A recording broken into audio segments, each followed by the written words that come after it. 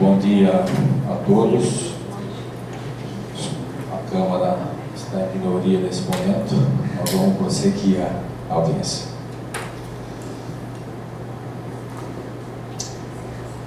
A Câmara de Vereadores poderá realizar reuniões de audiências públicas com a participação de cidadãos e de representantes de organizações da sociedade civil, para tratar de assuntos de interesse público relevante ou para instruir matéria legislativa em tramitação na Câmara.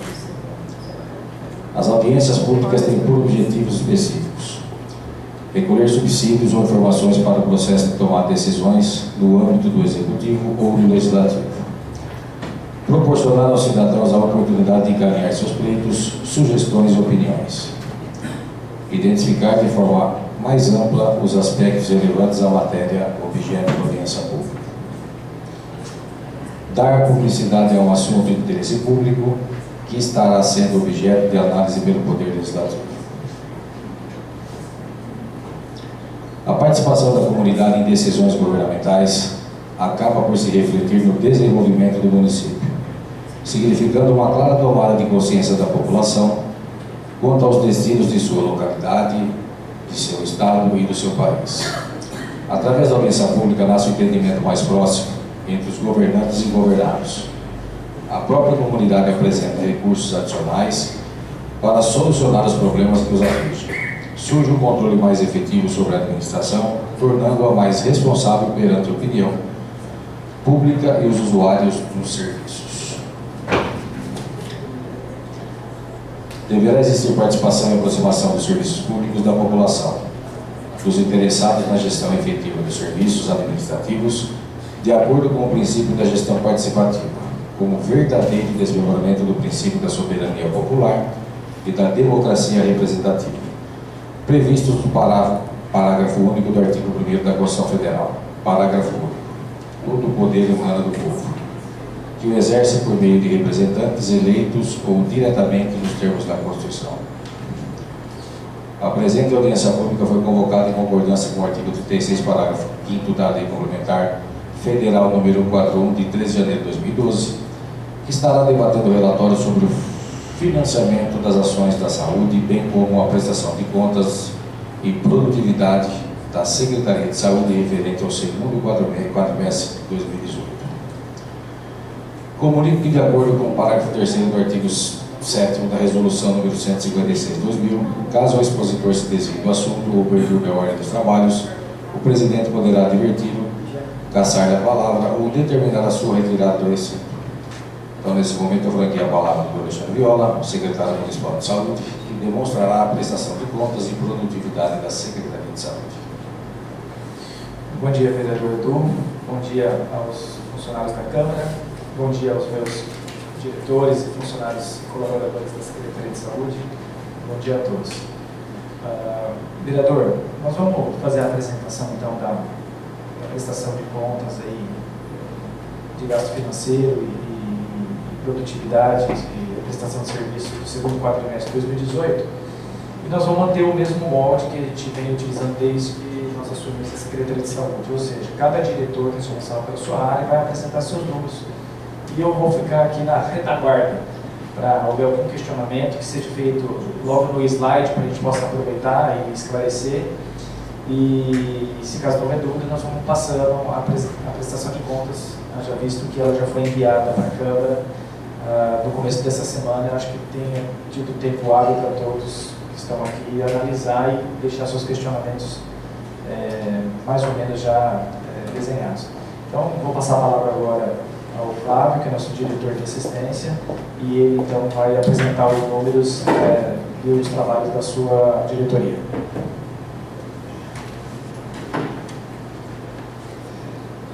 Bom dia, vereador Edu, bom dia a todos aqui presentes, bom dia à população que nos assiste pela internet. Então, esse primeiro slide, ele mostra a progressão dos atendimentos realizados nas clínicas básicas no segundo quadrimestre de 2018, os meses compreendidos entre maio e agosto. Observamos ali que na clínica básica, composta por clínico geral, pediatria e ginecologia, tivemos um total de 26.852 agendamentos.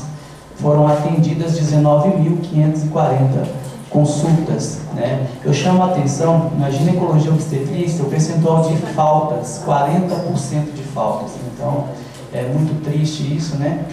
Mas, devido ao acolhimento que é realizado nas unidades básicas, né, pela enfermagem, nós conseguimos recuperar parte dessa perda, tá? E recuperamos 1.044 consultas desse total de absenteísmo.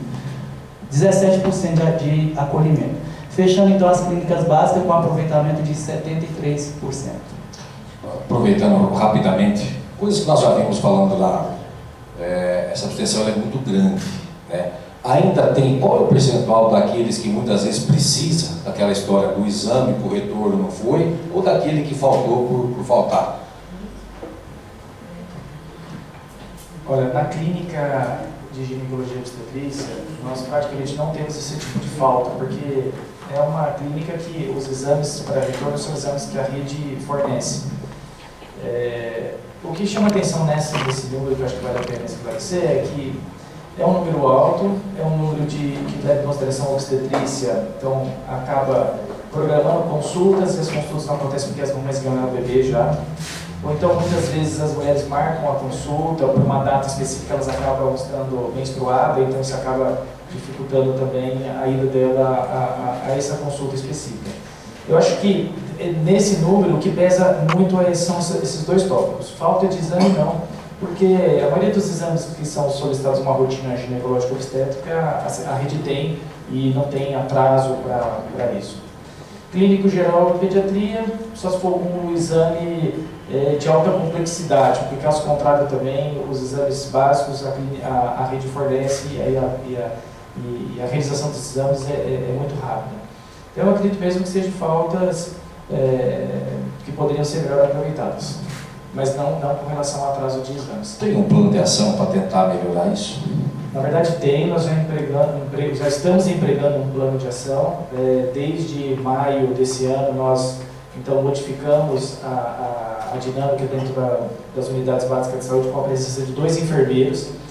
E esses enfermeiros então eles têm uma atribuição hoje mais ampla da consulta de enfermagem para fazer o acolhimento. Tanto é que se não fosse a presença desses enfermeiros fazendo acolhimento, nós não teríamos recuperado 2.463 consultas. Se não houvesse o trabalho do acolhimento, nós teríamos feito apenas 19.540, não teríamos recuperado 2.463. A taxa de absenteísmo nossa seria muito maior do que 27%. Aqui, se você analisar, no mínimo, seria, na média 36% na clínica básica, mas no mínimo seria 35% de falta. Então a gente recuperou aí de 35% de falta para 27% de falta. Esse é um trabalho. O outro trabalho que nós estamos fazendo, nesse segundo quadrimestre, finalzinho, comecinho do terceiro agora, que nós vamos apresentar o dado na próxima audiência, o aproveitamento das consultas eventuais. É um assunto que vou detalhar mais para frente um pouquinho, mas é a oportunidade de você otimizar algumas agendas, que existem algumas vagas em outras unidades básicas de saúde, quando um usuário em determinada unidade básica de saúde não consegue passar em consulta porque a agenda está cheia, está muito lotada, ou a marcação está muito distante. Então nós criamos dentro do nosso sistema o que a gente chama de consulta eventual. A consulta eventual é o usuário, ele precisa passar com um pediatra. Um exemplo, numa unidade X. E naquela unidade X, aquele pediatra que o usuário quer, a agenda está para daqui 60 dias, por exemplo. É oferecido para ele passar com outro pediatra na mesma unidade, porque a agenda é mais rápida. Mas se naquela unidade não tiver um pediatra mais rápido, então existe no sistema hoje uma consulta eventual, onde é oferecido para o usuário uma ida até uma outra unidade básica, mais rápido, mais perto da casa dele, para ele ter aquela consulta. Isso não é mudança de territorialização, ele continua sendo usuário daquela unidade, mas ele tem uma consulta de pediatria em uma outra unidade para satisfazer aquela necessidade imediata dele. Então nós estamos trabalhando hoje com esse conceito de consulta eventual, para otimizar. E o trabalho contínuo, constante de orientação e educação da população para que não falte nas consultas. A falta das consultas não é por falta de exame. A falta das consultas é realmente por falta de responsabilidade na sua maioria. Uma outra coisa que nós temos feito também para melhorar isso, nós criamos os e-mails de cancelamento de consultas. Isso está começando a cair no conhecimento da população. Isso está começando a ser utilizado. Então, eu acredito que essas ações elas vão nos ajudar bastante a diminuir esse índice de falta. Mas, fundamentalmente, vereador, o que vai mais mudar esses dados de falta é a implantação e a efetivação do Estratégia da Saúde da Família no município como um todo. Porque, nesse caso, nós vamos conseguir fazer consultas programadas e com a presença mais próxima da rede no usuário do seu domicílio. Então, a lembrança e a proximidade da consulta vai fazer com que a pessoa não falte essa consulta. Tá? Então, essas são as ações que nós estamos tomando hoje, tanto em relação às clínicas básicas, como também as especialidades que o Flávio vai falar agora. Atendimento médico nas especialidades. Então, nas especialidades oferecidas pela Secretaria de Saúde, né, que são os especialistas que atendem nos nossos ambulatórios, foram agendadas 22.796 consultas. Tivemos aí também um absenteísmo alto de 32%, né? Recuperamos através do acolhimento 1.947 consultas e tivemos um aproveitamento de 77%. Nas especialidades da Santa Casa, foram 2.123 agendados. A questão dos atendidos ela é maior porque tem as interconsultas, os retornos. Isso aí não é computado no nosso sistema WinSaúde. Esse slide mostra a cobertura do acompanhamento das condicionalidades do programa Bolsa Família. Então, no primeiro semestre, nós fechamos com 40,14%. A nossa meta pactuada é de 61%. Para atingir essa meta, depende das famílias beneficiárias procurar as unidades para fazer a pesagem, checar a questão da vacina da criança, né? E aí a gente consegue atingir essa meta. Cobertura populacional estimada pelas equipes de atenção básica é 35%. Esse é um cálculo que o próprio Ministério faz, haja vista que não temos ainda a estratégia de saúde da família, e esse cálculo é com base na carga horária dos profissionais que temos nas unidades básicas hoje. Atendimento médico nos serviços de urgência e emergência. Hoje, os serviços são contemplados pela UPA, 24 horas, o PA Capela e o pronto atendimento da Santa Casa. Na urgência e emergência foram atendidas no quadrimestre 48.141 usuários. Esse gráfico faz um comparativo quadrimestral do atendimento na urgência e emergência. A gente observa aí, comparando com o segundo quadrimestre de 2017, houve um declínio dos atendimentos nos nossos serviços de urgência e emergência, com exceção da Santa Casa, né, que foi reinaugurada. Então, ela está numa crescente aí, né? Foram 8.291 atendimentos no pronto-socorro da Santa Casa. Total de atendimentos médicos na rede, somando aí as clínicas básicas, especialidades e urgência e emergência. Foram 90.124 usuários atendidos. A evolução média quadrimestral, a gente observa aí também que a urgência e emergência mantém essa crescente, é uma tendência da população procurar uma resolutividade no serviço que o atendimento é na hora de chegada, não carece de agendamento. As especialidades da Santa Casa, na primeira linha lá embaixo, ela mostra uma crescente desde a sua inauguração. As especialidades da CESA têm mantido, né, houve uma manutenção aí dos atendimentos, e a gente observa ali, que o doutor Alexandre chama de boca do jacaré, né, a abertura desse gráfico, que é a tendência de aumento nas clínicas básicas. Isso é o que a gente deseja, a gente trabalha nesse sentido, de aumentar os atendimentos na clínica básica. Só um minutinho, só quero mostrar a presença do vereador Geraldinho Canguçu e a dona Eliette, que sempre prestigia essa audiência.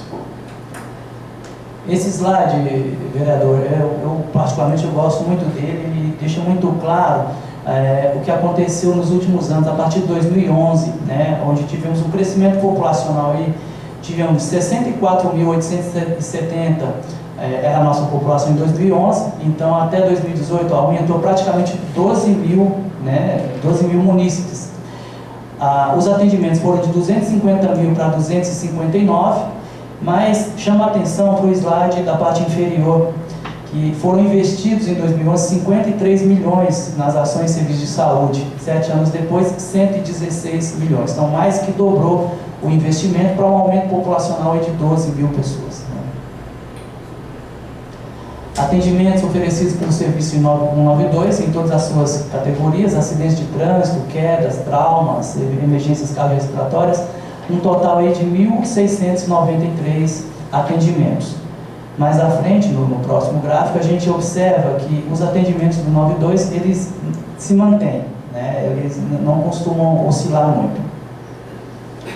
Os atendimentos realizados pelo PANDA, que é o Programa de Atendimento Multidisciplinar em Domicílio, também Melhor em Casa, né? Foram realizadas um total de 1.120 visitas no período.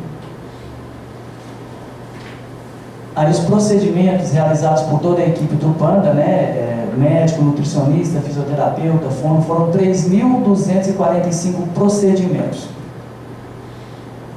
Programa Mamãe e Bebê, o programa que faz o primeiro atendimento na rede dos recém-nascidos, e aí pelos números a gente observa que no quadrimestre nasceram no município 202 bebês, né? Desse total, 67 foi parto normal, 135 cesarianas.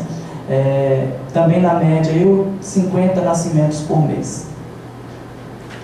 Esse indicador mostra a proporção de gravidez na adolescência, são aquelas meninas de 10 a 19 anos, né? Nós estamos aí no primeiro semestre, também um indicador anual, né? No primeiro semestre fechamos com 6,5%, a meta pactuada pelo município foi de 10%. Então estamos bem abaixo aí da meta estadual e nacional. Sim. Proporção de parto normal, no primeiro semestre 28,72%, pactuamos a meta de 30%, provavelmente será alcançada. Atendimento e odontologia, foram agendados 10.529 usuários, atendidos 10.079. Abaixo, todos os serviços que foram efetuados na odontologia. No gráfico seguinte, a gente observa aí uma queda, né? A partir de maio teve realmente um declínio. Algumas situações impactaram nisso aí, né? Uma delas foi a reforma da sala da Policlínica. A Policlínica tem 4 dentistas por período e ficou fechada durante uma semana para a reforma da sala. Outra é uma cadeira de odonto que tem na UBS Planalto, que ela está danificada, né? A gente sabe disso, né? E a gente espera nos próximos dias a chegada de 10 cadeiras novas que foram adquiridas através de emendas, então provavelmente no próximo quadrimestre esse número tende a aumentar. Deixa eu aproveitar que eu até fiz esse comentário na Câmara. Tá bom, estamos esperando, ótimo, está vindo as emendas, vocês vão comprar as cadeiras. Mas assim, precisaria ter alguma coisa um pouco mais rápido. Quanto tempo faz já que a cadeira da Planalto está parada? Então assim, vai vir a emenda, mas é uma coisa de um carro. O carro vai tanto de óleo. Se você pôr, ele vai trabalhar. Se você deixar gastar, depois você pôr 20 litros, fundir o motor. Não dá para ter uma ação mais efetiva para não quebrar esse trabalho, porque assim, está lá o dentista, mas não estou por causa da cadeira. Não dá para ter um plano de ação mais rápido, uma compra emergencial, alguma coisa nesse sentido, para você não bloquear, porque o problema muitas vezes não foi o médico que foi doente, foi o equipamento. Não teria condição de fazer um plano de ação mais rápido, de emergência, para suprir isso. Porque quanto tempo faz para quebrar a cadeira da Planalto? Teria sim, vereador, mas uma coisa que a gente chama a atenção, e até uma questão de gestão mesmo, né? Precisa ver exatamente qual que é o custo para consertar um equipamento que está há 15, 20 anos de uso, né? Se a gente, enquanto gestor, sabe que nos próximos meses chega um equipamento novo, talvez a gente tenha que avaliar, vale a pena fazer um investimento, né, nessa cadeira que será substituída em poucos dias. Então, assim, para algumas situações, eu concordo com o vereador, precisa sim da manutenção. Mas esse olhar de gestor para não substituir algo que é obsoleto, porque lá na frente vamos ser questionados por que foi feita essa manutenção. E aí, mas a justificativa nessa manutenção é o seguinte, mas quanto vai custar para consertar a cadeira e quanto vai demorar? Não tem problema, não dá para você ter uma nova no estoque? Aquela lá que vai para a manutenção, você vai ver o que ela faz, você pega no estoque, coloca e trabalha. Você não rompe. O fato de você ter uma cadeira no estoque para poder atender essa emergência é possível, na empresa você faz isso. Deixa eu lhe falar. Bom, primeiro, a falta da cadeira não fez com que o profissional não trabalhasse. Eles estavam reduzindo o sistema de agendas programadas e atendimentos de urgência e emergência. Então, o profissional o dentista ele trabalhou rodiziando as cadeiras, isso não interferiu na agenda de odontologia.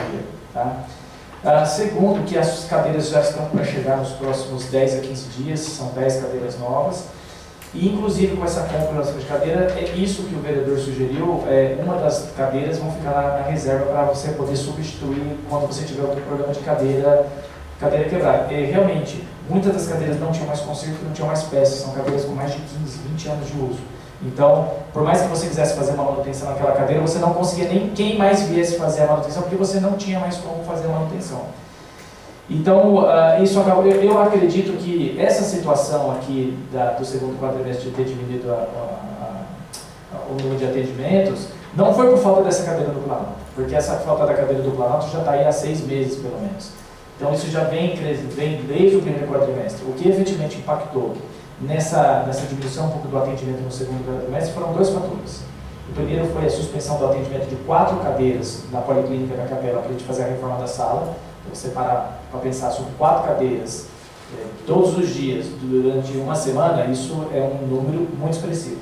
Segundo, que muitos dos dentistas que não puderam tirar férias no ano passado por conta do decreto do prefeito, eles acabaram acavalando 2 férias. E automaticamente nós somos obrigados a dar férias para dentistas. Então, quando o dentista está de férias, também não tem agenda. Então, nesse aspecto, impactou um pouco na diminuição desse número de atendimento, que chegou aqui a menos 1.500 atendimentos. Mas fica aqui a boa notícia de que nós compramos equipamentos de primeira linha, são equipamentos que têm garantia, são equipamentos que não vão demandar ao município nenhum tipo de custo de manutenção, tranquilamente, mas tranquilamente, nos próximos 5, 10 anos de material. Então, acho que nós vamos ter no próximo quadrimestre uma melhora nesse número de atendimento de odontologia. Quantas cadeiras tem hoje para a gente postar na sala? Quantas cadeiras tem? Eu acredito que se você somar o CEL, Policlínica da Capela e cada unidade básica de saúde com 1 ou 2, nós estamos falando em torno de mais ou menos umas 40 cadeiras, mais ou menos. Tá? Vocês tiveram problemas pontuais, teve que consertar a sala, a cadeira quebrou, aí o médico teve que sair de férias por causa do decreto da maldade. Tá bom, tudo isso aconteceu, foi pontual. Tá, você não vai, na verdade o tempo passou, você não vai recuperar de uma maneira natural, quer dizer, aquilo que travou, ele vai ficar atrasado, ele vai caminhar na fila. Não cabe aí um plano de ação para uma emergência, trabalhar no sábado, trabalhar depois do direito, para você minimizar esses problemas. Eu acho que isso sim é justificável. Não o volume, como eu sempre falei, que gastava na saúde, em questão de hora extra, que melhorou bastante, eu tenho aqui que concordar. Eu acho que esse é o caminho da gestão. Mas esse tipo de coisa é importante ter uma plano de ação diferente. Porque dentro da normalidade, você vai continuar atendendo. Consertou a sala, você vai atender, mas aquele atraso que foi uma semana, vai continuar atrasado. Não cabe aí algo diferente para poder ajudar? Eu acho que isso que o vereador está colocando é importante. E nós temos esse plano de ação. Por exemplo, com a inauguração da unidade do Dr. Meirelles, nós vamos ter lá mais 2 cadeiras funcionando. Quando nós abrimos a unidade Bela Vista de Saúde, lá também nós vamos ter 2 cadeiras funcionando. E as cadeiras da Policlínica vão continuar funcionando. Então, só aí nós estamos falando em aumento no mínimo de 4 cadeiras. Quando nós colocarmos a cadeira nova funcionando no Planalto, nós vamos ter mais 1 cadeira funcionando. Então, assim, a realidade hoje, ela é uma. A realidade com a instalação desses equipamentos que vão acontecer nesses próximos 3 meses vai ser outra, com certeza. Agora, uma coisa importante, tá? Não existe paciente de odontologia que necessite de uma consulta de urgência que fique sem essa consulta na rede. Nenhuma. Porque eu tenho vagas de urgência todos os dias para quem precisar. Então, ninguém deixou de ficar assistido ou houve algum tipo de desassistência por falta desse equipamento, tá? Isso é uma coisa importante para dizer. Agora, o que é necessário... falta são poucos, né? Mas o que é necessário fazer, e a gente tem acompanhado isso de perto, é a ampliação do serviço do CEL, do Centro de Especialidade Odontológica. Isso nós vamos ter que repensar mais para frente um pouquinho, investir um pouco mais em área física para ampliar mais o serviço do centro odontológico, porque é nesse centro odontológico que acontecem os atendimentos especializados. E aí sim, os atendimentos são tratamentos prolongados. O usuário entra e ele, até terminar o tratamento dele, ele fica naquela agenda, né? Tem coisas que são mais simples, tem procedimentos que levam meses para ficar pronto. E vai ocupando uma vaga, com certeza. Mas está aí a dica, vamos pensar sobre isso aí para ver se existe alguma ação mais pontual que pudesse minimizar esse impacto por falta das cadeiras. Mas a boa notícia é que já foi até liberado a AF, já estou entregando essas cadeiras, já logo nós vamos fazer uma divulgação da chegada dos equipamentos. Acho que vale a pena também, Edu, ressaltar que tem uma peculiaridade no agendamento de odontologia que é só quem está na área que vai entender. O retorno ele é semanal. Então, se eu estou com a agenda fechada a semana inteira, não adianta eu abrir um sábado para recompor, porque o paciente que vem na segunda, ele volta na próxima segunda, ou da terça na próxima terça. Então, é um rodízio de rotina. Então, assim, para você gerir isso no dia a dia, é uma ação simples. O que a gente tem que garantir? Que o usuário está com dor de dente, que é o doutor falou, tenha a continuidade do seu atendimento, ele não fique sem atendimento. Então, a urgência e a emergência ela é garantida. O atendimento de rotina, infelizmente, tem que aguardar a agenda semanal. Esse slide, ele até contrapõe um pouquinho do slide anterior, porque apesar da cadeira estar quebrada, a nossa cobertura populacional estimada na saúde bucal, ela aumentou, né, de 46% em 2017, nós tivemos um parcial no primeiro semestre de 49% de cobertura da população. A nossa meta é de 49% para 2018, então nós já temos essa meta atingida, inclusive. Os atendimentos realizados pela enfermagem, em todas as suas categorias, né, desde teste de gravidez até avaliação antropométrica, foram total no quadrimestre de 99.358 atendimentos de enfermagem. Programa de assistência de enfermagem aos estomizados é o nosso ambulatório de feridas, que funciona no centro médico e na policlínica da Capela, né? Temos 2 enfermeiras especializadas em estomias. Então foram um total aí de 1.958 procedimentos, tá? Uma evolução quadrimestral dos atendimentos, né, nesta área. Então, usuários atendidos 209 para 1.800 procedimentos.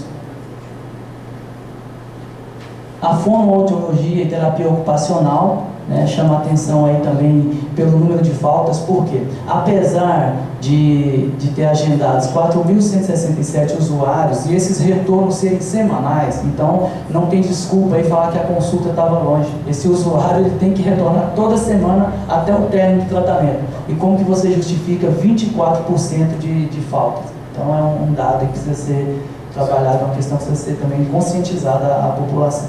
Tá? Total de procedimentos 3.645. Na terapia ocupacional, também com 20% de faltas, né, tivemos um aproveitamento de 85% das agendas.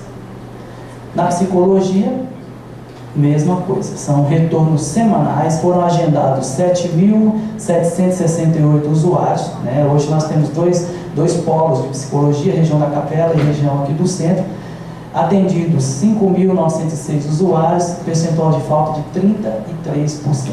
Né? Todos os procedimentos realizados na psicologia, 6.362. Na fisioterapia, né, temos 2 ambulatórios também, Centro Médico e Capela, total de agendamentos de 8.662, foram atendidos 6.625, percentual de falta de 28%, aproveitamos 76% das agendas de fisioterapia. Vereadores, eu queria chamar a atenção, assim, porque às vezes o vereador colocou uma pergunta no começo, será que está demorando, a pessoa está faltando porque não tem exame, está atrasando a entrega dos exames? Esses dados aqui mostram que não, é cultural o problema. Porque, por exemplo, fisioterapia não tem exame nenhum, falta 28%. Psicologia não tem exame nenhum, falta 33%. Desses casos. Não falando para você, porque é cultural. A porcentagem de falta não aumenta, ela está sempre rodando em volta de 30%. Tá? E essas consultas aqui, elas são semanais, a pessoa sai, não é nem porque está distante a consulta. Se você falar assim, ela esqueceu a consulta porque a consulta estava muito distante. Não, essas consultas aqui, elas são semanais, ela sai daquela consulta da segunda, com o compromisso de voltar na outra segunda, porque isso é uma terapia. E isso não acontece. É cultural mesmo. Isso, infelizmente, é um problema cultural. Então, você pega esses números e você extrapola. Falta na terapia, falta na fisioterapia, falta na consulta de especialidade, falta na consulta da clínica básica. É cultural, é uma coisa impressionante. E já disse uma vez aqui, volto a dizer, não é só em Pinheiros, tá? Isso é uma coisa do Brasil, acho que é do mundo isso daí. A pessoa falta mesmo. Tá? O serviço público, privado, é a mesma coisa. Tá? Ô doutor, e tem algum trabalho na saúde em relação a essas faltas, para entender por que a pessoa falta, por que ela, o senhor vai na psicologia, na fisioterapia, é uma necessidade, né, semanal, e por que ela está faltando? Ela tinha que dar uma explicação para aquela falta. Ela tem que dar explicação, mas ela tem que dar, mas ela não é obrigada a dar. Só que também existem umas regras. Se ela faltou na fisioterapia, uma vez, duas vezes, ela vai lá para o final da fila, perde a vaga e coloca outra pessoa no lugar. Psicologia funciona do mesmo jeito, terapia funciona do mesmo jeito. Já na consulta médica você não consegue fazer isso. Não tem como. Eu tenho minha visão pessoal sobre isso, mas eu não queria me expor ela aqui nesse momento, porque a minha visão é um pouco pragmática em relação a isso. Mas eu acho que se a gente cobrasse R$1 de cada consulta, eu tenho certeza que essa taxa de falta cairia para metade. Porque como não tem não lhe custa nada faltar, porque ele sabe que daqui a um mês ela vai lá e tem um encaixe, tem uma urgência, uma emergência. Então, mas eu não posso generalizar isso também para todo mundo. Mas hoje os planos de saúde estão trabalhando com os planos participativos, e quando a pessoa vai na consulta, então ela paga uma parte dessa consulta. Então está havendo uma queda enorme de procura de consulta em convênios hoje, porque ela sabe que ela tem que ir quando ela precisa. Porque ela vai pagar uma parte daquela consulta também. No SUS nós não podemos usar essa prerrogativa, tá? Mas eu quero dizer para você que muitas vezes é cultural mesmo. Eu não vou hoje porque eu sei que semana que vem eu tenho um pediatra lá, eu sei que eu tenho um clínico lá, eu tento dar um jeitinho, mas não posso generalizar. Mas uma parte dessas faltas é por causa disso. E nós já escutamos isso no balcão. A Inês está aqui, ela é coordenadora aqui do Centro Médico, ela sabe muito bem disso. Eu não vou, e semana que vem você consegue um encaixezinho para mim? E aí acaba acontecendo isso.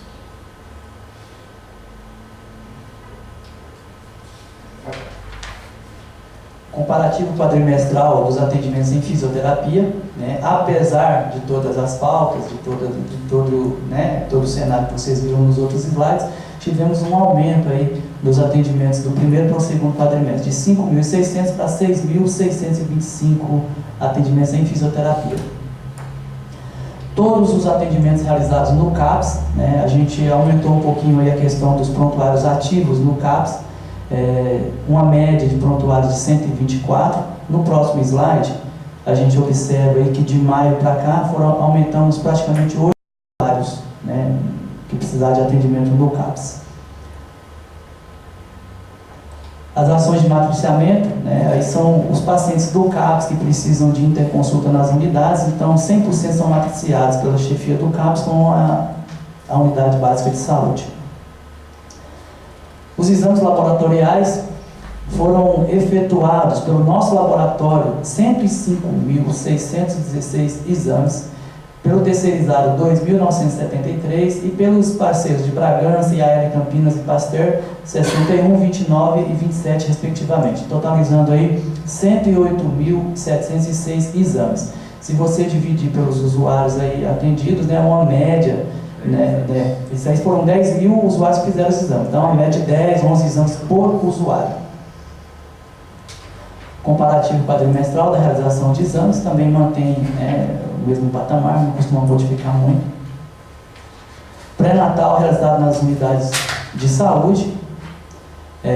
Esse total de partos aí, de 185, ele diverge um pouquinho daqueles 202, né? Mas esse número aí, ele carece ainda, doutor, eu estava conversando com a Érica ontem, pela auditoria nossa na Santa Casa. Então, aqueles dados que a gente tem lá são dos testes de pezinho realizados, a gente sabe pelo mamãe e bebê. Nesse caso aí, os últimos partos ainda não foram auditados, por isso que não aparece nesse slide. Exames de Papa Nicolau. Realizamos aí em todas as unidades um total de 999 exames de Papa Nicolau. Comparativo quadrimestral, estamos numa tendência de aumento aí, o pessoal tem procurado bastante as unidades para realizar esse exame. Essa é a distribuição por unidade de coleta, né? Então a gente observa aí por quadrimestre qual a unidade que faz mais coleta de exames. Geralmente Casme da Capela, unidade João 23 é que mais coleta Papa Nicolau. Essa é a razão de exames de Papa Nicolau. A nossa meta pactuada é de 0,45, estamos com 0,32 no primeiro semestre e ainda estamos buscando esse indicador. Exames de mamografia. foram realizados 1.196 exames de mamografia. Chama a atenção também para o número de faltas, né? De todos os agendados, 60 usuários deixaram de fazer esse exame, que é de extrema importância, né, para a detecção precoce do câncer de mama. Comparativo quadrimestral, uma pequena queda em relação ao quadrimestre anterior. Quer falar? Queria chamar a atenção aqui para um dado importante. Se nós somarmos os exames realizados em 2017, primeiro quadrimestre, segundo e terceiro, nós vamos chegar aqui a 2.000 exames. 2.000 e pouquinho. No ano de 2017 todo. Se nós somarmos agora os exames de mamografia que nós temos em 2018, só no primeiro quadrimestre e no segundo quadrimestre, nós já ultrapassamos 2.500 exames de mamografia. E isso aqui é um trabalho que nós iniciamos lá em 2017, buscando novas formas de agilizar os exames de mamografia das pacientes. Eu acredito que nesse trabalho todo nós devemos alcançar em torno mais ou menos de 3.000 mamografias no ano de 2018. Esse é um número, assim, que nós nunca pensamos em chegar nisso, né? Então hoje a gente pode falar com tranquilidade que todas as mulheres que precisam de um exame de mamografia na cidade de Vinhedo conseguem fazer esse exame numa brevidade de tempo muito rápida, 30, 40 dias. Se for urgência, consegue fazer em um dia. Dentro dessa realidade aqui, nós fizemos uma ação no segundo por terceiro quadrimestre de 2017, solicitando a presença da carreira da mamografia, chamado Programa Mulheres de Peito do Governo do Estado. Nós fizemos essa solicitação no segundo quadrimestre de 2017 e recebemos agora, no finalzinho de junho, a confirmação de que Vinhedo vai receber a carreira da mamografia o ano que vem aqui. Essa carreira da mamografia vai ficar 20 dias em Vinhedo. Ela tem uma capacidade de realizar em torno de 15 a 20 exames por dia. E nós estamos tentando agendar essa carreira de mamografia, porque o agendamento vem do governo do estado, eles avisam a gente com 40 dias de antecedência. Mas nós estamos tentando agendar essa carreira de mamografia para Vinhedo para abril de 2019, para aproveitar as festividades de comemoração de 70 anos da cidade. Então nós estamos tentando agilizar que essa carreira esteja aqui esses 20 dias de abril de 2019. É um marco muito importante, porque para você conseguir uma carreta de mamografia, o checklist era uma coisa impressionante.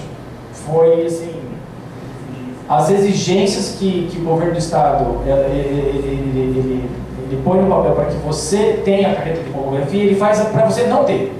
Ele faz para você não ter a carreira de mamografia aqui.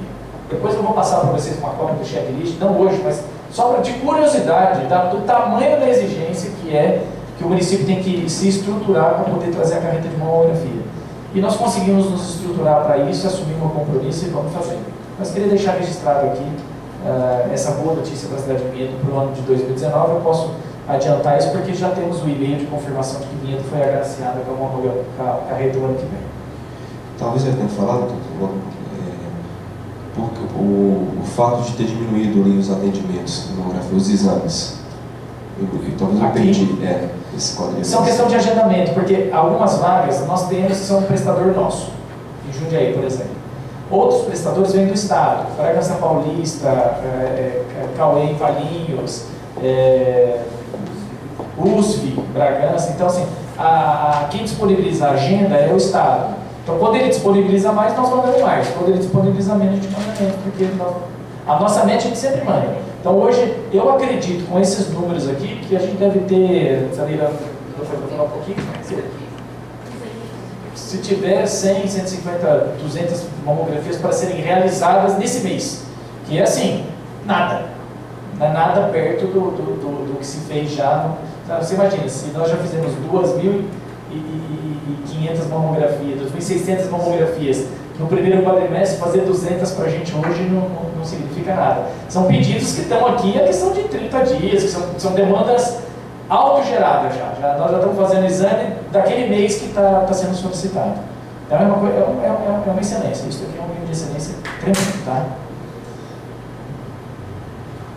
Bom, tanto é que, Flávio, me permite, A meta pactuada para a mamografia em 2018 foi 0,34%, nós já chegamos a 0,43%. Então, assim, nós vamos ter uma história aqui de mamografia que vai ser legal, vai ser um marco importante.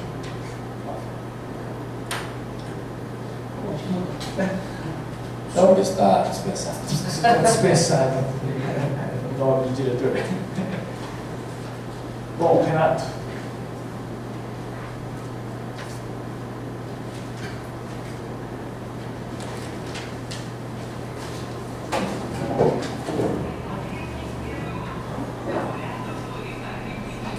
Bom, Renato, diretor de vigilância. O Renato está trabalhando conosco na Secretaria de Saúde desde março de 2018.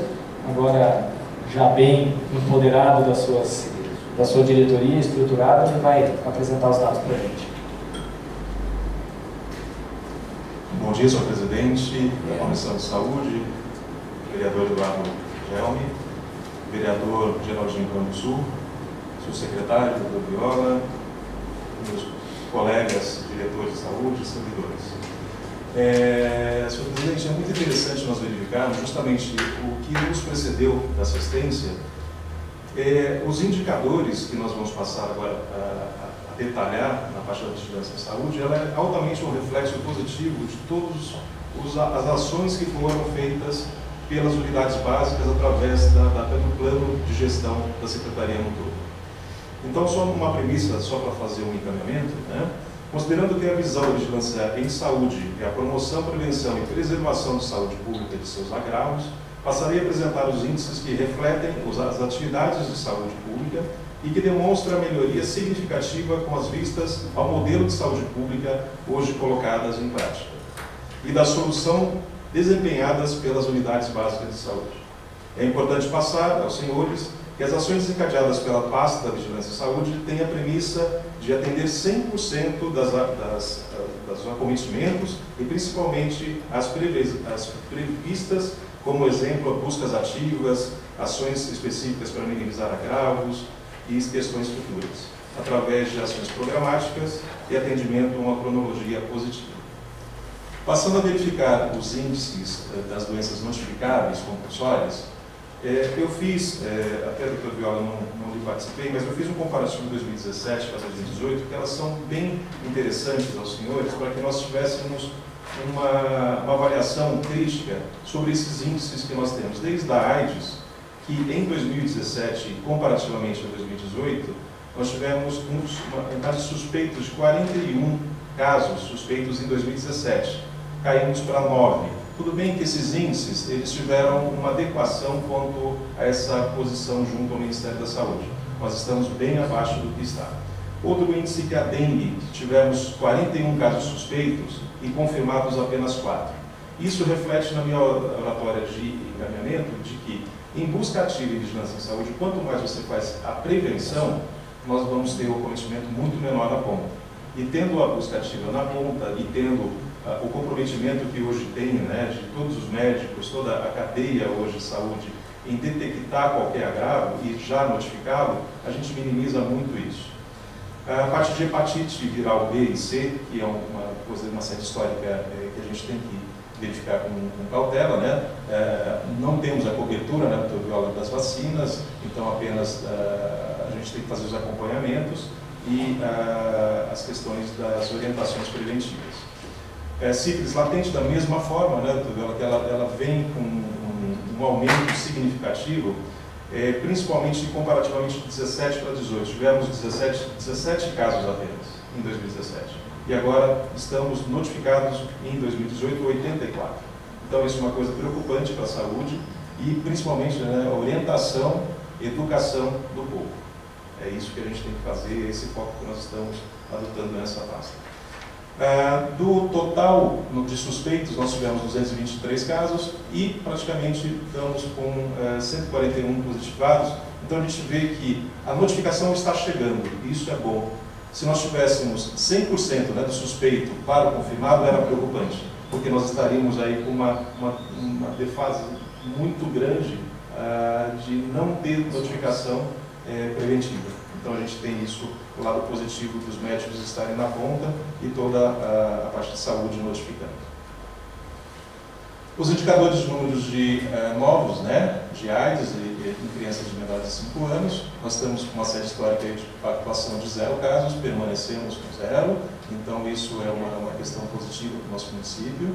O indicador de casos de sífilis congênita em menores de 1 ano de idade, a gente pactuou 5, estamos com 0, né, em 2018, então altamente positivo. Casos de tuberculose, a gente está com casos novos de 8, em tratamento 8. Então nós temos uma janela, né, de cobertura de tuberculose, então por isso ela, às vezes ela passa um tempo para que a gente tenha esse tratamento. Hanseníase não tivemos nenhum caso, apenas um continua em tratamento. Os agravos de notificação compulsórias, acidente de material biológico, animais peçonhentos, aí a série histórica que nós não tivemos, ou melhor, tivemos uma diminuição de 2017 para 2018 de 468 casos para 315. Então isso também a gente tem as ações preventivas e as orientações que são feitas. Episodias, notificações compulsórias, nós tivemos aí casos de 7 notificações, de confirmação nenhuma de febre amarela. Episodia de raiva bovina, tivemos um caso, e esse caso até inclusive o pessoal do estado veio, fez uma ação conjunta conosco, então isso está sob controle. De canina, leishmaniose, nós não tivemos nenhum caso, então de 8 notificações nós tivemos apenas um caso confirmado. Essa distribuição de doenças e notificações compulsórias, seguindo a unidade notificadora. Então a gente aí verificou, em agosto de 2018, de janeiro a agosto de 2018, a gente verificou que existem alguns apontamentos específicos nas unidades, né? Mas a motivação ela é por quê? Às vezes a especialidade, como a unidade Casa Verde, se aparenta ali 48 casos, mas ela é um centro de referência para essas doenças de agravo, tá? De notificação compulsória. Isso, CTA. E aí nós temos aí todos esses apontamentos. Na Santa Casa também é interessante, a UPA, né, que eles também têm a obrigatoriedade, por lei, de fazer a notificação compulsória e nos apresentar. Então isso está sempre sendo acompanhado por nossa equipe da Vigilância Epidemiológica. Quando tem qualquer busca a ser feita, se desloca até a unidade e se faz o fechamento dessas informações. A proporção de cura dos casos novos de hanseníase, diagnóstico nos anos da Cortes, né? Então a gente tinha 50% de percentual atingido em 2017 e a gente está em 2018 aí com 100% aí atingido. Então esse é um índice de relevância muito importante para nós, para a prevenção em hanseníase. A proporção de preenchimento de campos e ocupação nas notificações de agravo relacionadas ao trabalho, nós pactuamos 95% e atingimos 100%. Então esse também é um indicador de suma importância para nós. Comitê de Mortalidade Materna e Infantil, de óbitos, é claro que sempre nós queremos ter 0 nesse índice, né? Mas infelizmente, né, doutor Viola, nós não vamos conseguir nunca atingi-lo, mas pelo menos o que é preconizado pelo Ministério, de um dígito apenas. Então, mortalidade infantil, óbitos menores de 1 ano, 5, e cabe ressaltar aos senhores, vereadores, que essas buscas que são feitas de acompanhamento, é feito um comitê, inclusive, na própria Santa Casa, com o doutor Adriano, a nossa equipe da Vigilância Epidemiológica, vai, inclusive, a busca da informação por qual motivação se deu esse óbito. Não é apenas atestar, através do SBO, qual causa-morte que se deu e o caso está encerrado. Não é dessa forma. Então, isso depois existem as comissões internas e eles levam isso para que a gente tente minimizar qualquer agravo que aconteceu ou algum erro que possa ter ocorrido também. Óbitos em menores de 1 ano, mortalidade infantil total, óbitos neonatal precoce 2 casos, neonatal tardio nenhum caso e pós-neonatal 3 casos. Óbitos de mulheres em idade fértil, do segundo quadrimestre de 2018, eles foram notificados, né, pela Unicamp, os casos, né, aí a gente poderia são as 5 esses são os CIDs das causas dos óbitos, as 5 primeiras causas de óbitos de mulheres em idade são as principais. Então, o primeiro caso, câncer de mama, o segundo caso, câncer de mama, o o terceiro, câncer de pulmão, o quarto, um HIV e 5, cirrose hepática. Isso daí é o que a gente assiste isso no Brasil. E está proporcional isso aqui, o que mais causa câncer de mama, por exemplo, Nessa idade, nesse segmento de paciente, tá? Nesse segmento das mulheres em idade fértil A maior causa de morte em mulheres na idade fértil. Exatamente. Esse é um câncer de mama. Isso é o dado do Ministério da Saúde. é tardio o exame? Não, é a evolução da doença mesmo. É a evolução da doença.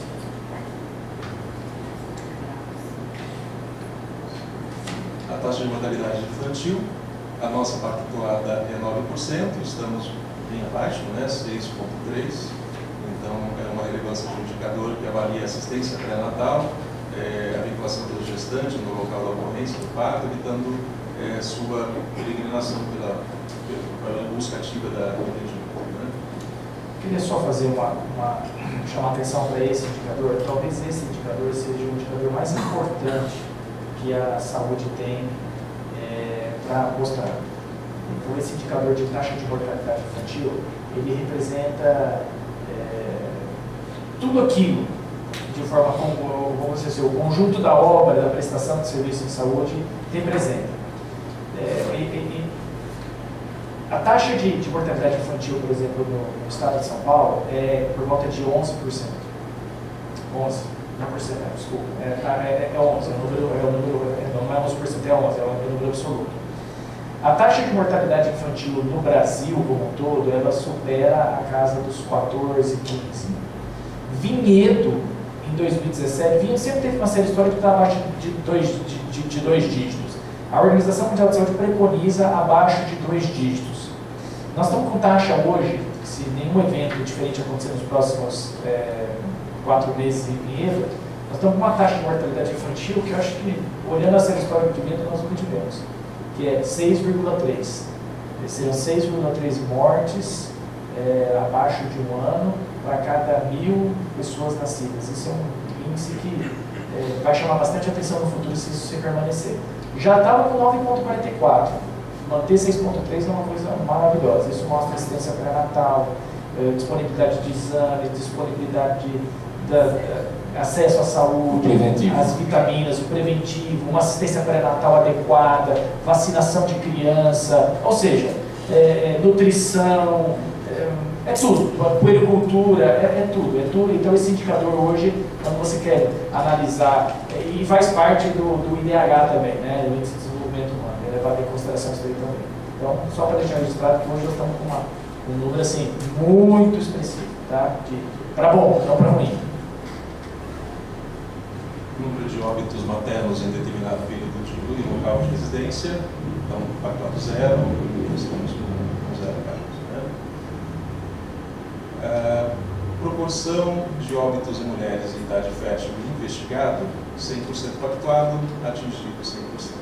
Número de óbitos maternos em determinado período e local de residência, da mesma forma, atingindo o que foi preconizado. Imunização.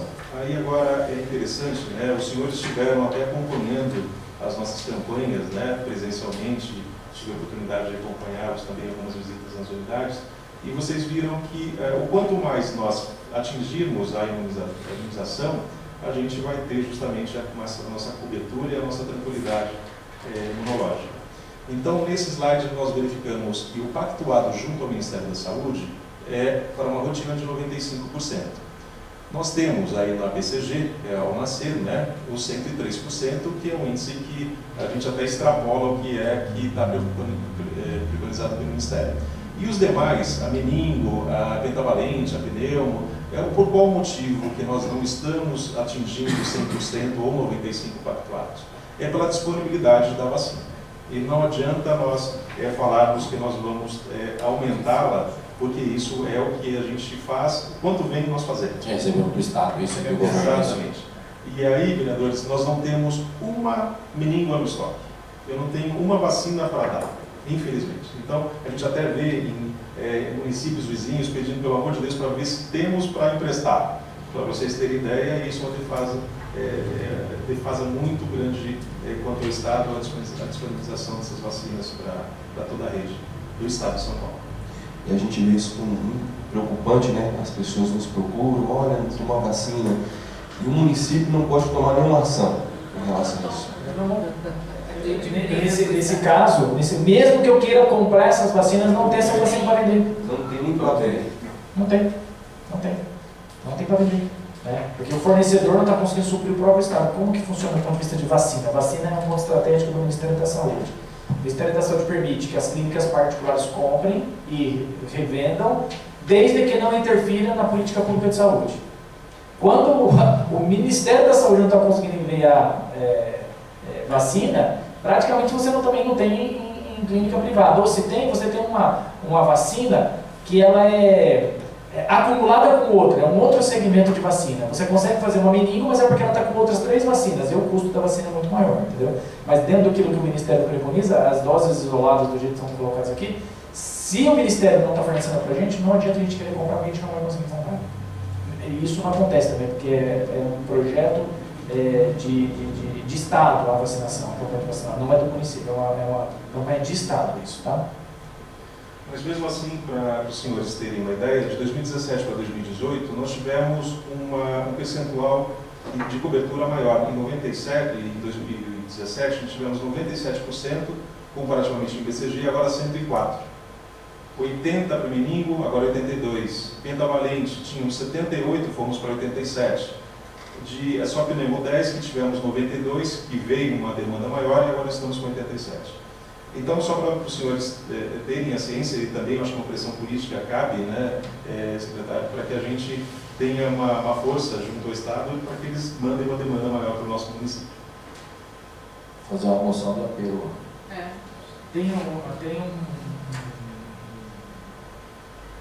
O Ministério Público Federal abriu um inquérito, o Ministério Público Federal abriu um inquérito a nível nacional para investigação, e Vinhedo mandou o relatório dele, que faz parte desse inquérito do Ministério Público Federal. Nós somos inquiridos pelo Ministério Público Federal a respeito da realidade da nossa vacinação no município. Mandou para todos esses municípios, né? E nós mandamos os nossos resultados para esse, faz parte desse inquérito, porque o Ministério Público Federal está preocupado com isso.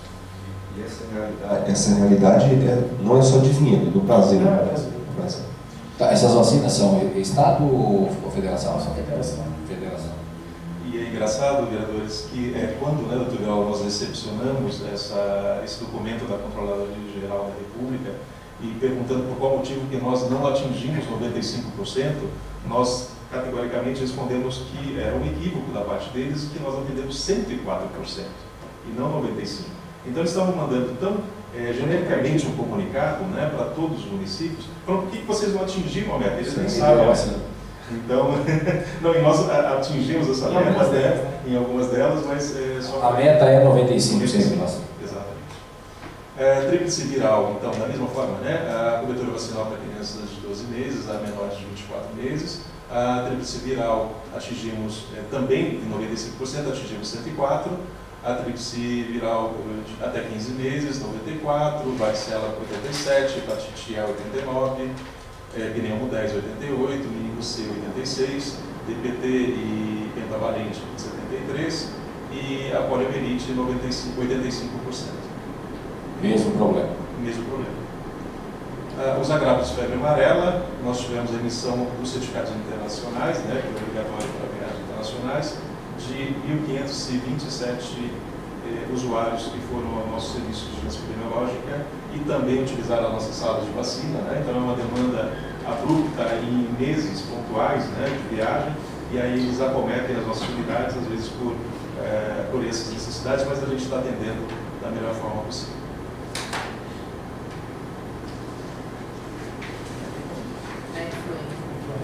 Desculpa.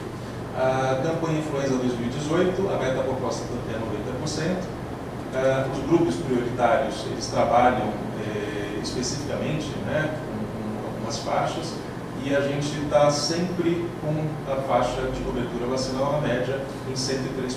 É claro que algumas elas se acometem por o pai não levar a criança, por isso daquelas campanhas de conscientização dos pais em levar as crianças para a cobertura vacinal. Nesse caso, nós temos, o que está faltando é a pessoa levar isso. Exatamente, a conscientização. Então, por mais que a gente faça as cartas, né, doutor Viola, ao secretário da Educação, o envolvimento até de outras secretarias, que que deu uma resposta muito positiva para nós, essa solução em saúde, nós entendemos que não é apenas saúde, e sim todo o embrenhamento da noção de querer fazer em prol da saúde pública. Então, isso a gente está tendo um trabalho constante de toda a prefeitura. Apesar de toda a dificuldade, nós extrapolamos a meta proposta pelo Ministério. Né? A meta proposta pelo Ministério para o grupo de risco foi 90%, nós atingimos 103%. Então, o Ministério da Saúde diz que a população estimada para ser vacinada no município de Vinhedo era de 15.243, nós fizemos 15.785 doses. Nós ultrapassamos a meta do Ministério da Saúde. Nós ultrapassamos a meta do Ministério da Saúde em vacinação da gripe, nós ultrapassamos a meta do Ministério da Saúde na vacinação da febre amarela, nós ultrapassamos a meta do Ministério da Saúde na vacinação da poliomielite, nós ultrapassamos a meta do Ministério da Saúde na vacinação de sarampo, nós ultrapassamos todas as metas, Vinhedo ultrapassou todas as metas. É claro que passa pelos senhores, inclusive, a apreciação das contas em horas extras, né? É muito importante vocês terem essa consciência de por qual motivação que, de repente, a Secretaria de Saúde vem com algumas necessidades pontuais, como dessas campanhas.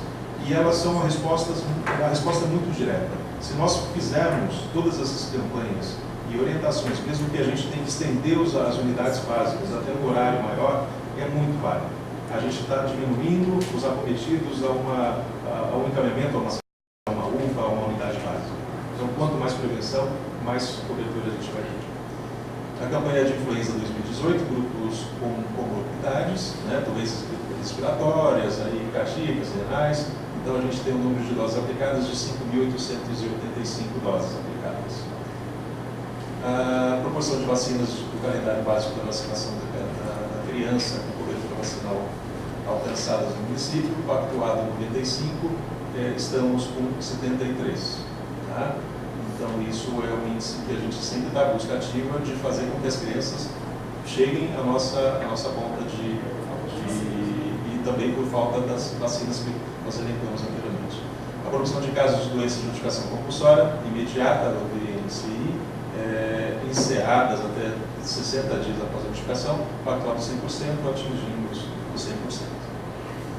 No caso de dengue, né, a gente faz as visitações casa a casa, a parte da vegetação dos imóveis, os pontos estratégicos. Então, a gente tem uma série histórica de uma visitação em torno de 5 mil pela série histórica que nós temos. Nós fechamos agora em 2018, até o momento, 4.372 casas visitadas. Imóveis fechados, 1.274, pontos estratégicos 13, imóveis especiais 3, a variação de densidade larvária 1.818, larvas analisadas 11, buscas ativas a suspeitos de um caso apenas, solicitação 13 e outras atividades envolvidas sobre o tema de palestras que a gente faz também e ações em indústrias, foram 2 casos. Números de ciclos que atingem no mínimo 80% de cobertura de imóveis visitados. Em 2017 foram 2 casos, a gente está fazendo agora o fechamento que é pactuado 103. Tá? Isso, com certeza vamos ultrapassar, porque a gente já está com as ações agora desencadeadas, até as viaturas que começaram a chegar para nós para objetivar isso. Controle de zoonoses em 2018 da raiva, acompanhamento de mordeduras. Isso a gente está fazendo ainda um total de 8.012 vacinações que nós tivemos na campanha de raiva. Mas o que eu gostaria de frisar é que a parte do bem-estar animal em conjunto com as zoonoses, é claro que ela faz um misturar das ações, até às vezes chega para nós uma demanda além do que é da parte das zoonoses. E nós temos também que dotar o veículo, o motorista e mais um funcionário. E às vezes as ações, elas estão em conjunto, porém seria muito interessante nós já fazermos a separação para que isso seja já bem equilibrado. Eu queria chamar a atenção nesse aspecto, assim, nós estamos aprendendo com essa história de bem-estar animal a separar o joio do trigo, né? Porque bem-estar animal, inclusive na reestruturação que o prefeito vai fazer, está fazendo do setor administrativo da prefeitura, ela é uma ação diretamente relacionada com o meio ambiente. Inclusive, o convênio com a mata ciliar, que tem uma relação direta com o bem-estar animal, foi feito junto com, a assinatura foi feita junto com o meio ambiente. No entanto, o meio ambiente estava desprovido de uma estrutura mínima adequada para você começar a construir esse conceito de bem-estar animal. Então, nós fizemos uma parceria com o bem-estar animal, fizemos uma parceria com o meio ambiente, até que o meio ambiente esteja pronto e estruturado para receber esse bem-estar animal. Só que nessa situação toda as coisas se confundem. A Secretaria de Saúde, através do Departamento de Vigilância dentro do setor de zoonose, ela é responsável para cuidar de animais que podem, pela sua atuação no município, causar doença. Ela não é responsável por guarda compartilhada, adoção em feira de praça, recolhimento de animal solto na rua. A zoonose ela não tem essa atribuição. Dentro do Ministério da Saúde, dentro da Diretoria de Vigilância, ela não tem essa atribuição. No entanto, como o município estava desprovido desse departamento de bem-estar animal, então existe uma confusão, uma nuvem, que as pessoas não sabem direito para que lado correr. E acaba, então, tendo como referência o departamento de zoonose. E acaba nos cobrando ações das quais nós não temos nem capacitação, nós não temos nem estruturação, e não temos nem obrigação de cuidar disso. Mas eu achei por bem, o ano passado, desenvolver, junto com o meio ambiente, esse assunto do bem-estar animal, que é extremamente importante. Eu, particularmente, abracei essa causa para tentar ajudar a Prefeitura a estruturar esse departamento. E fizemos muito em 2017. Aprendemos muito e fizemos muito em 2017, e aprendemos muito e fizemos muito em 2018. Continuamos fazendo. Para chegar, acho que em 2019, nós temos, então, dentro da Prefeitura de Minas, uma diretoria de bem-estar animal com excelente resolutividade. Mas eu queria deixar isso bem claro, porque muitas vezes nos é questionado, via ouvidoria, via os parceiros da Câmara e a população em geral, ações da Secretaria de Saúde para resolver problemas de bem-estar animal. E essa não é uma atribuição da Secretaria de Saúde. Nós estamos fazendo para minimizar o problema. Mas queria deixar registrado que essa não é uma obrigação da Secretaria de Saúde. Pelo contrário, eu não posso desviar equipamento de saúde, recurso humano de saúde para cuidar da zoonose para fazer bem-estar animal. Então nós estamos fazendo uma parceria junto com o meio ambiente para resolver isso de uma forma mais rápida possível. Porque parece, né, que aqui, por exemplo, maus tratos, você vai ver que é crescente, e vai ser crescente mesmo, porque quando você oferece um serviço, as pessoas vão usar o serviço, né? Mas maus tratos aqui não tem atribuição, teoricamente, não tem atribuição nenhuma ao setor de zoonose, não é o escopo da zoonose. Mas por falta de uma outra opção, o município acaba canalizando para esse setor. Queria deixar isso bem claro. Então, mas a única coisa, tudo bem, não é a Secretaria de Saúde, então é de quem é o meio ambiente. Então que fique claro que as pessoas possam cobrar o meio ambiente. Aí o meio ambiente não está estruturado. Aí vira o samba do crioulo doido, eu não cobro nem A nem B e as coisas não acontecem. Então assim, determine lá, quem cuida disso é fulano e tal, tem que dar nome aos bois. Eles estão fazendo isso agora, eles estão estruturando. Mas, vereador, nós não nos eximimos da responsabilidade de fazê-lo, tá? Não é como o Vitor Viola, nós entendemos como solução em saúde, e mesmo que nós não tenhamos hoje o pai da criança, nós colocamos no colo e estamos tocando a ação como sendo nós. Como prefeitura, né? Como corpo, exatamente.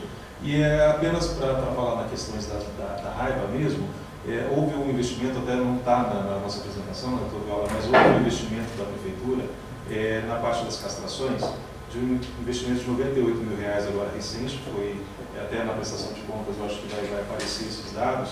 E nós tivemos a oportunidade de adquirir alguns equipamentos que são de suma importância pela qualidade do serviço, porque nós temos hoje 2 veterinários que estão fazendo diuturnamente o trabalho de castração, e às vezes faltava um pouquinho de algum insumo, né? Alguma mesa, alguma coisa com mais segurança para que eles fizessem. Então, já estamos desde há 15 dias atrás, retomamos as castrações. Isso é feito através de um cadastro, junto ao setor de zoonose, através ou presencial ou via telefone. É pública a divulgação da lista, e também atendemos as ONGs também que nos encaminham essa demanda. Então é muito importante vocês também, como já acredito eu que já foram mencionados isso aos senhores, para que vocês saibam do trabalho que nós estamos fazendo por trás. Okay? Então, e os controles diretores, como o Dr. Viola comentou, nós temos o de que muito presente a verificação ali, dessa questão dos agravos dos maus tratos, que demanda muita coisa e às vezes a gente gostaria de fazer mais.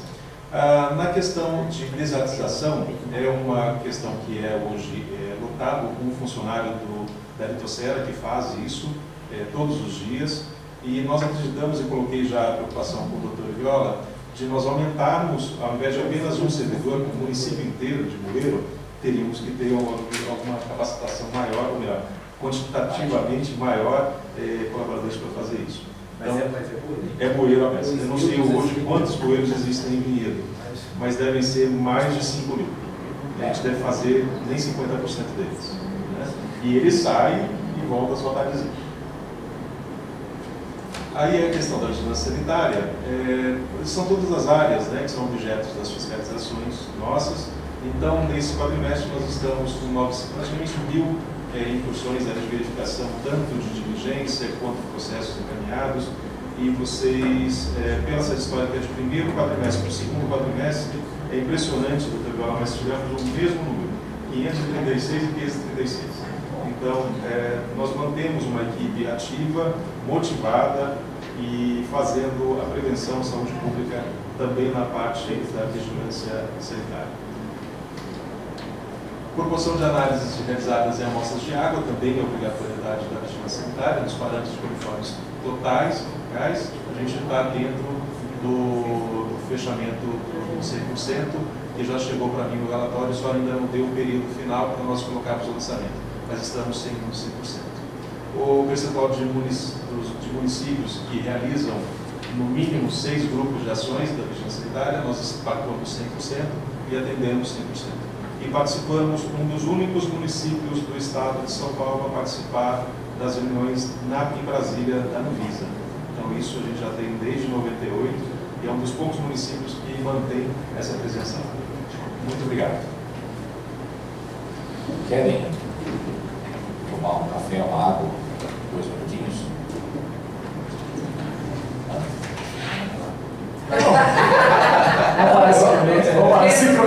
Não, mas precisa fazer um.